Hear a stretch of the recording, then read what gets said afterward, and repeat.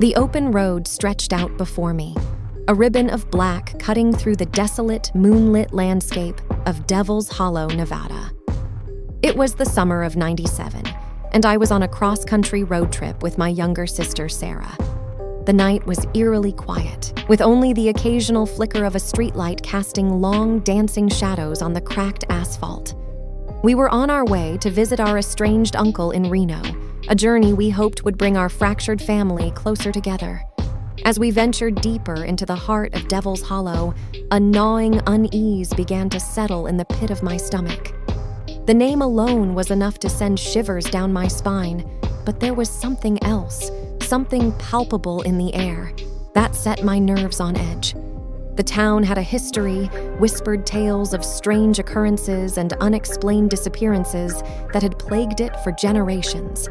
Sarah, only 16 at the time, had been giddy with excitement when we left Pittsburgh.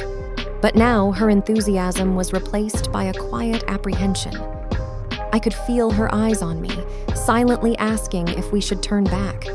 But I pressed on, determined to reunite with our uncle, the last living link to our troubled family history. The gas gauge in our beat-up Chevy Impala was hovering perilously close to empty, and we hadn't seen a sign of civilization for miles.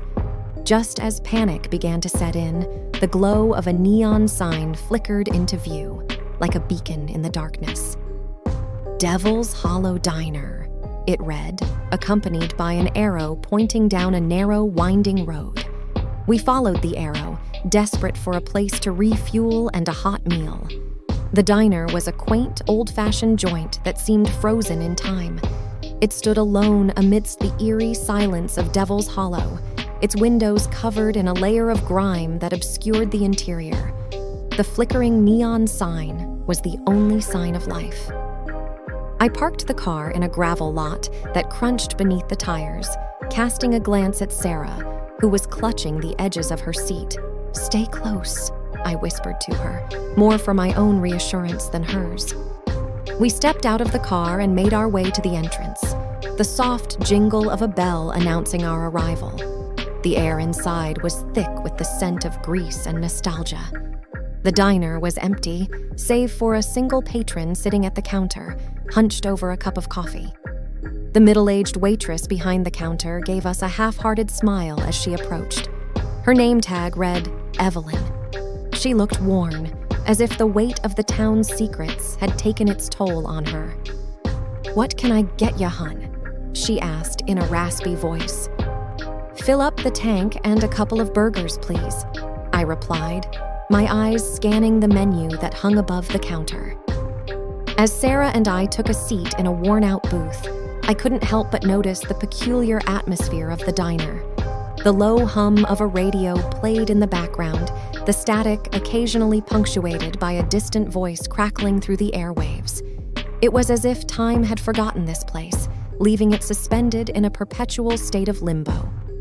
Our food arrived quickly, and we ate in silence, our hunger outweighing our unease.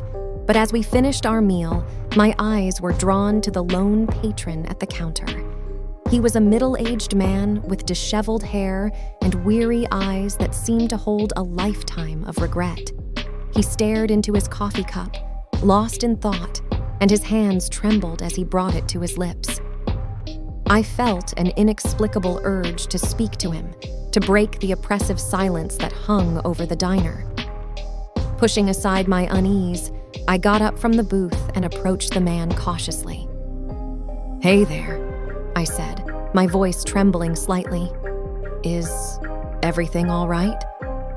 He turned to look at me, his eyes locking onto mine with a haunted intensity. "You shouldn't have come here," he whispered, his voice quivering. "This place, it's cursed." Before I could respond, the door swung open and a gust of wind rushed in, extinguishing the neon sign outside. In the dim light, I saw a group of teenagers enter the diner, their faces filled with a mixture of excitement and fear.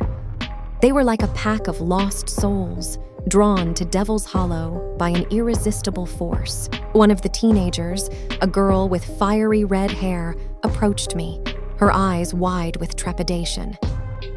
"You guys from out of town?" she asked, her voice trembling. "Yeah," I replied. "We're just passing through." She glanced back at her friends, who huddled together nervously. "You need to leave," she warned, her voice urgent. "This place is cursed, and it won't let you go once it's got its claws in you." I exchanged a glance with Sarah, the gravity of the situation sinking in.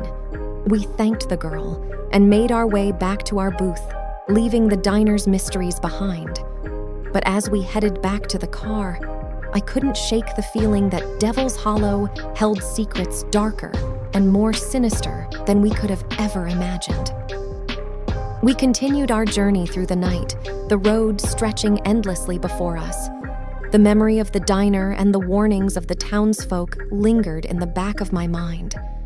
I couldn't help but wonder what had drawn us to that forsaken place and what malevolent force had kept it hidden from the world. As we approached Reno, the darkness of Devil's Hollow seemed like a distant nightmare, but I couldn't shake the feeling that we had only scratched the surface of the town's enigmatic secrets. Devil's Hollow had a way of pulling you in, of ensnaring you in its web of mysteries, and I feared that we were not yet free from its clutches. To this day, I can't explain what happened in Devil's Hollow, but I know one thing for certain. Some secrets are best left buried, hidden in the shadows of a town that time forgot, a place they call Devil's Hollow, Nevada.